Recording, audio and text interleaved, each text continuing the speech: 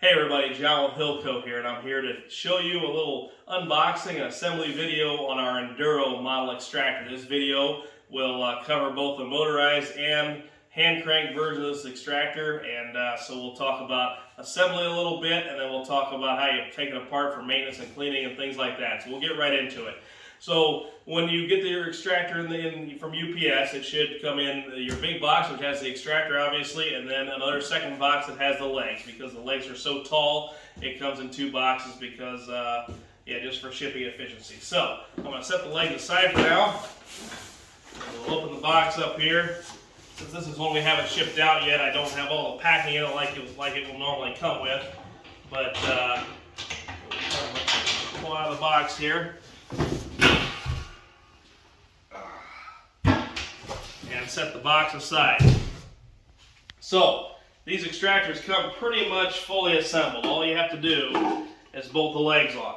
So what I like to do to give the Extractor nice place to set the Extractor, it's stable, to get it off the ground, as you bolt the legs on, a couple of medium supers like this, or a deep box, or any combination of that work pretty well. So I'm just setting those on in. Obviously be very careful. You don't want this thing to fall on you. So it's fairly sturdy there, so I've got the Extractor set up there. Now I'm going to open the box with the legs.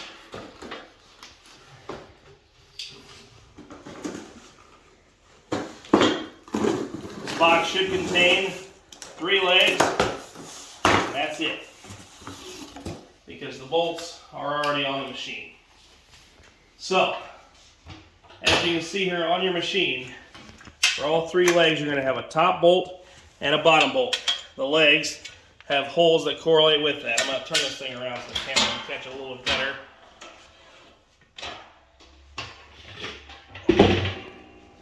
Okay, as you can see, your holes line up right there. So the first thing we're going to do is we're going to take this nut and this washer off. That takes a 14mm wrench. There's also, if you want to point inside here, there's also on the inside you have your bolt head and your large flat washer. So those stay on the inside, these stay on the outside of your legs. I'm going to take those off real quick.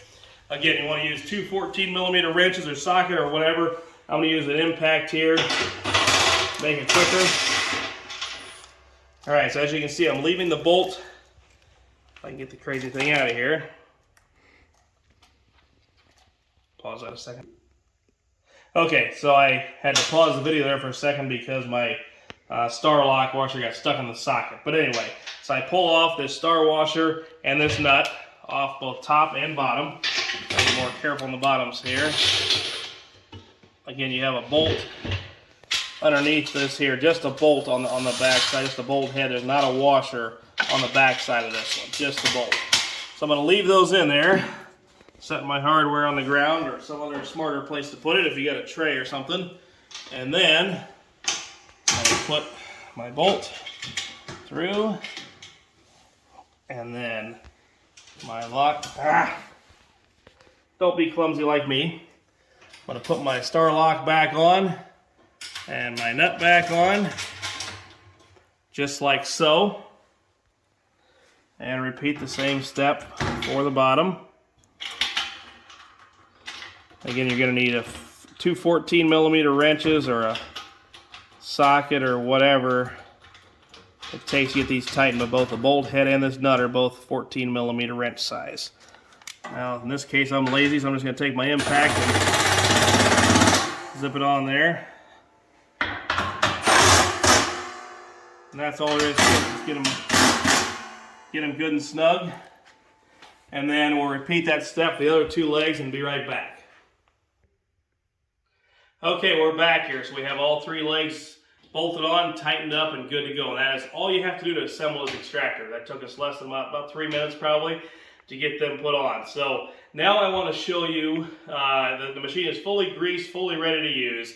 We do recommend that just to get rid of any potential dirt or grease from manufacturing or shipping or things like that, that probably it's good to take it apart, take the motor off and pull the reel out, which are very easy to do. I'm going to show you how to do that. But it's probably a good idea to take that apart and give it a good hand washing out before you put it back together, before you start using it. So I'm going to show you real quick how to do that. First, I want to draw your attention to the fact that the front lid on the Honeygate side is hinged. Okay, you have this little clip here that allows it to hook in place when you want your tank to be open. Obviously, we have these this film on the protective film here on the lids just to keep it safe during shipping. You can pull that off if you like. But on the back side, the lid is not hinged. Sometimes we get people that are concerned about that. I just want to let you know that is the way it's supposed to be. The lid is supposed to just pull right off. We have these little white stops here that help hold the lid securely in place. And that one so it doesn't fly off or really rattle around much. But the reason it can't be hinged is because the way the motor offsets here, if you had hinges on it, the lid would only open about that much and it'd be useless. So it's proper for that lid to be unhinged, if you will, like that, and it just sets in place like so.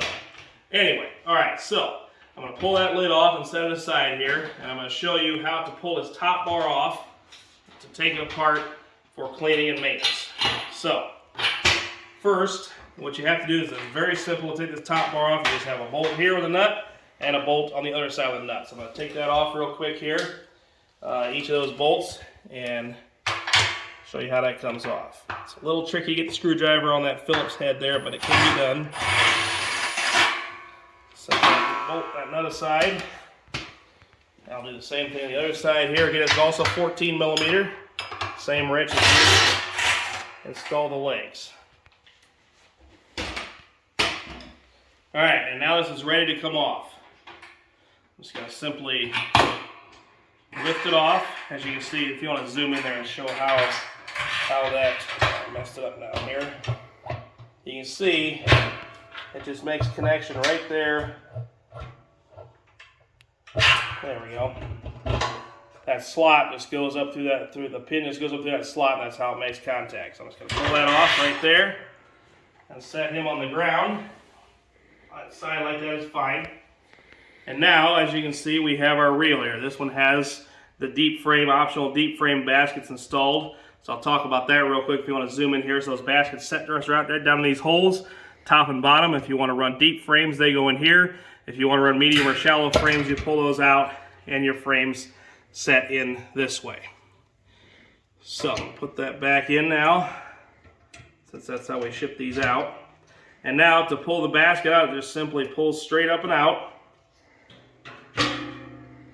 And there you go. Sometimes there is a single, I'm going to show you here in a second, there's a single ball bearing that this thing rides on. A single big stainless steel ball that rides in grease down here in this bearing socket. It's right down in there.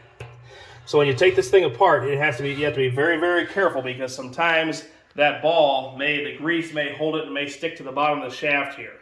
Okay? Or it may stay down on the bottom. So if you're tipping the tank at all, if you're moving it around at all, you have to be careful that ball does not get lost. It's about a 1/2 inch diameter. It's not a real little thing, but they roll really easily. So if you want to grease it, you can either grease it from the top here, or we provide a grease zerk on the bottom. Here's an example of an unassembled tank. There's a handy grease zerk right there. We recommend is any kind of food grade grease.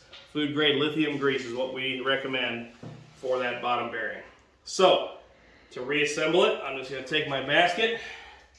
Again, if you haven't greased it lately, those racks are giving me trouble. I'm just going to set them aside here for now. If you haven't greased it lately, it would be a good time to grease it if you have a part to clean it, but it's already pre-greased for you when we ship it, so you should be good to go here initially. And just set that back in there again. Make sure that ball is down in that socket before you put it back together. And then we just put our top bar right back on. If you're standing in front of the machine looking at the honey gate, the motor will be on your right, the controller on the left. And all you got to do is simply line up that pin on the top of the shaft into the slot and get the bolts lined up on these sides here. And I didn't get it right.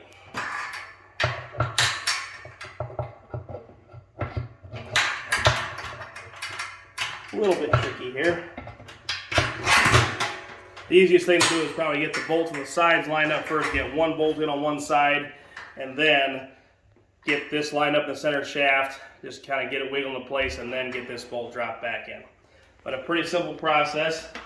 And you just have, again, this single nut on each side. Then you thread on and tighten up, obviously, on both sides. So that's really all there is to it, to maintenance and assembly of this machine. We've designed it to be very simple and easy to maintain and easy to use. As far as other maintenance in the machine, really we recommend that you grease there at the bottom, that bottom bearing socket that I just talked about with the ball in it. We recommend you grease that with food grade lithium grease. Once a year would be good. And then as far as the rest of the components are concerned, there's really nothing to maintain. The motor has, the gearbox has synthetic grease in it that'll last a lifetime. And so for all the more often an extractor gets used, a honey extractor gets typically used, we don't recommend service of that probably hardly at all for the life of the machine, unless you're using it for more than about 20 hours a year. Then after about 10 years, you could probably replace the grease with a moly synthetic grease. So that would just require taking this top plate off, washing it out with solvent, and then putting new moly grease. But again, for the average user, you will never need to replace that. That's only for the heaviest duty user, somebody who's really, really crazy about maintenance. So that's about it for today. We hope you like your extractor and have a great day.